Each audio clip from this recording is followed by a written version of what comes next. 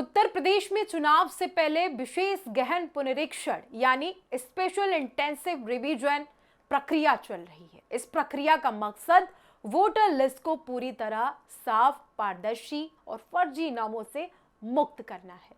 लेकिन इस कवायद में लाखों ऐसे वोटर्स भी छूट गए जिनका नाम अब ड्राफ्ट वोटर लिस्ट में नहीं दिखाई दे रहा। ऐसे सभी मतदाताओं के लिए अब एक बार फिर से चुनाव आयोग ने आखिरी मौका दिया है, जिससे वे अपना नाम दोबारा वोटर लिस्ट में जुड़वा सकते हैं। यह खबर इसलिए भी अहम है क्योंकि वोटर लिस्ट से नाम कटने का सीधा मतलब मतदान का अधिकार खत्म हो जाना।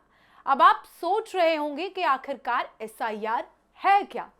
तो एसआईआर एक ऐसी प्रक्रिया है जिसमें पुराने रिकॉर्ड की दोबारा जांच होती है, डुप्लीकेट्स और फर्जी वोटर्स हटाए जाते हैं, मृत या स्थानांतरित मतदाताओं के नाम भी हटाए जाते हैं।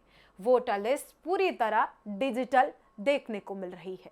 अब जरा ये भी समझते हैं कि कितने वोटर्स इस प्रक्रिया के तहत प्रभावित हुए।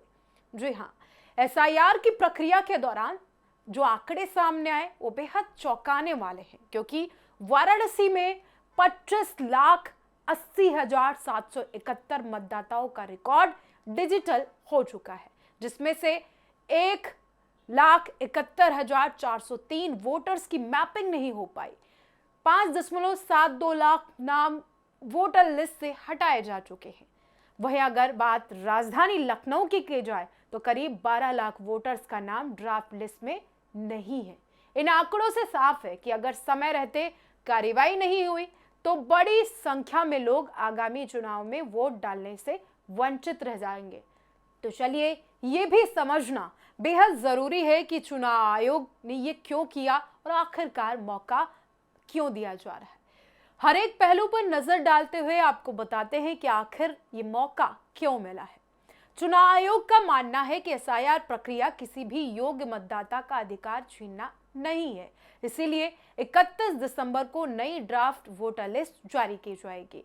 उसी दिन से दावा और आपत्ति की प्रक्रिया शुरू होगी, यानी अगर किसी वोटर का नाम लिस्ट में नहीं है तो वो कानूनी तरीके से अपना नाम दर्ज करवा सकता है। सब कुछ बता दिया है, लेकिन एसआईआर में ये प्रक्रिया दोबारा कैसे हो रही है ये भी आप सोच रहे होंगे। आपको बताते हैं, ये समझना भी बेहद जरूरी है। 31 दिसंबर ड्राफ्ट वोटर लिस्ट जारी की जा रही है। मैपिंग की जानकारी मुख्य निर्वाचन अधिकारी की वेबसाइट पर उपलब्ध होगी और 1 जनवरी से 30 जनवरी के भीतर आप अपना नाम चेक कर सकते हैं। अगर आपका नाम वोटर लिस्ट में नहीं है तो आप अपना दावा पेश कर सकते हैं, आपत्ति दर्ज करवा सकते हैं और 20 फरवरी तक चुनाव आयोग सभी दावों और आपत्तियों का निपटारा करेगा।